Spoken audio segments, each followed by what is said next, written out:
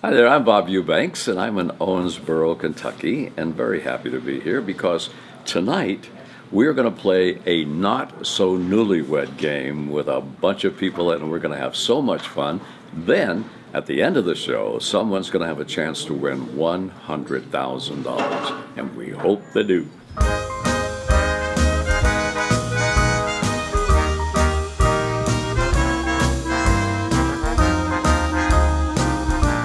Newlywed Game started in 1966.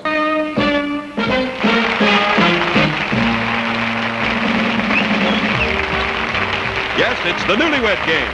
And now, let's meet our newlywed couples for today. A couple of guys by the name of Nicholson and Muir had lunch one day, and they wrote on a napkin, "Husbands predict wives, wives predict husbands." And they gave that napkin to ABC. ABC gave it to Chuck Barris. And they had a bunch of auditions with disc jockeys, and I happened to win that one. Never been on television before. Bob Eubanks. Thank you. Thank you very much, Scott Beach, and good afternoon, everybody. It was the first time that we were looking into people's bedrooms on television, and they wanted me to say "make love." I wouldn't say it because I didn't think you should have to explain that to your children until you were ready to do so. So we came up with the word "whoopee." Gentlemen, where specifically will your wife say is the weirdest place she's ever gotten the urge to make whoopee? In the car. Car? Yeah, we were coming home on the freeway one day, and she says, "You ready?" On the freeway, right.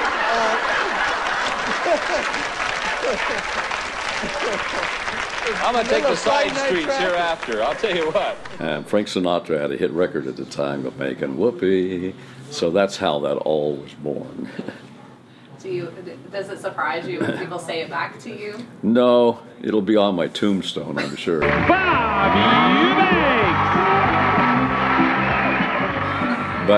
I'm very, I had a great time, and we shot one Newlywed Game for Game Show Network after the year 2000, so I can say that I did the same format with original programming for 5 decades. Back right after this. Don't go away. What do you think about the direction of game shows today? They're not a lot on during daytime. You do have Pat Sajak at nighttime. Yeah, and Alex, Yeah, sure. I couldn't do Jeopardy. There's hosts for shows and shows for hosts. Barker and I were rascals. We couldn't do Jeopardy. I can't even pronounce some of those names, for God's sakes. But there's some good game show hosts out there today.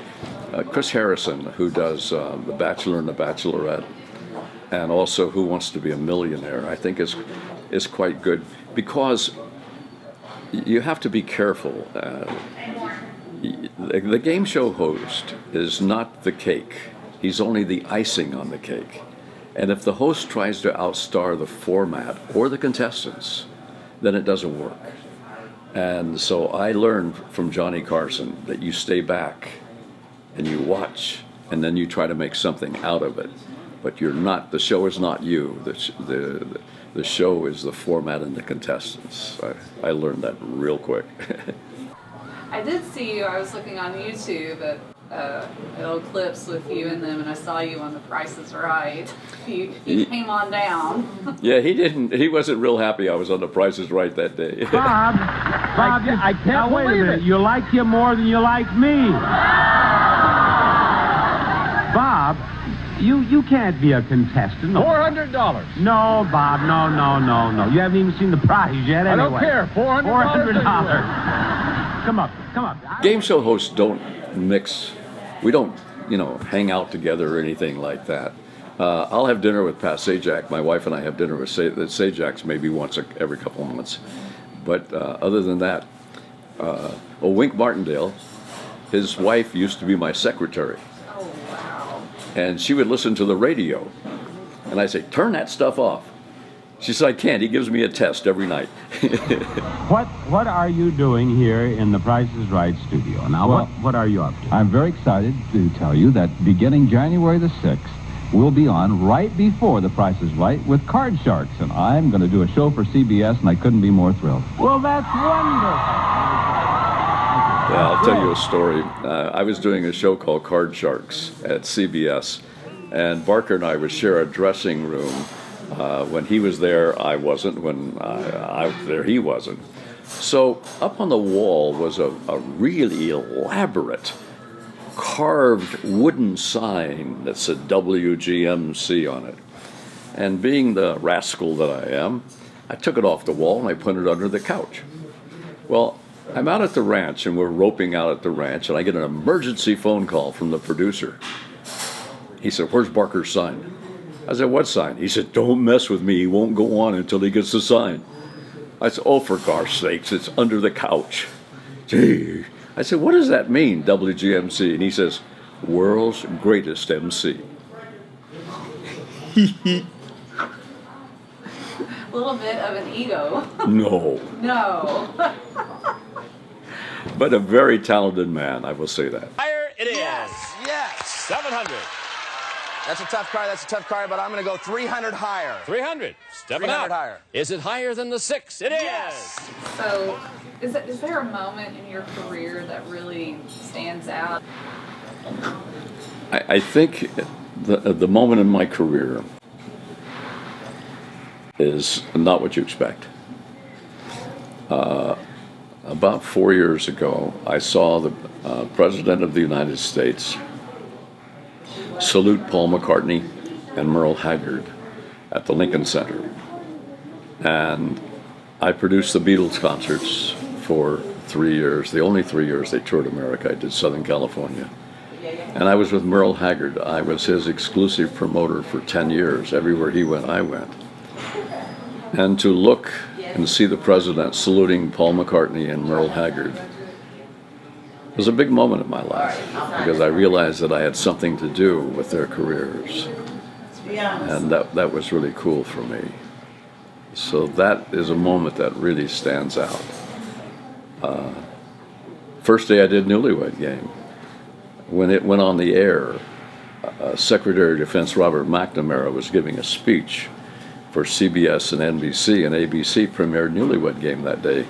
We had a 17 share. We had Super Bowl numbers, you know. So I had a hit television show, and that was a big deal. That was a big deal. But after I did the first show, Chuck Barris came to me and he said, "Bobby, I want to talk to you." I said, "What's up?" He says, "You've just done something I've never seen anybody do before." I said, "What'd I do?" He said, "You went a half hour without blinking." That's how scared I was. I would have been scared too. Yeah. I love Merle Haggard. I've seen him, saw him 3 times. Well, Hag was he and I never had a crossword in 10 years. And on my bucket list, I would love to produce his film. Because here's a man that was born in a boxcar. He escaped from 13 institutions by the time he was 18. He spent 2 years and 9 months in San Quentin. He lived in every hobo jungle in the country. And in 1971, he became Entertainer of the Year. In 72, I took him to the White House. So it's a wonderful story.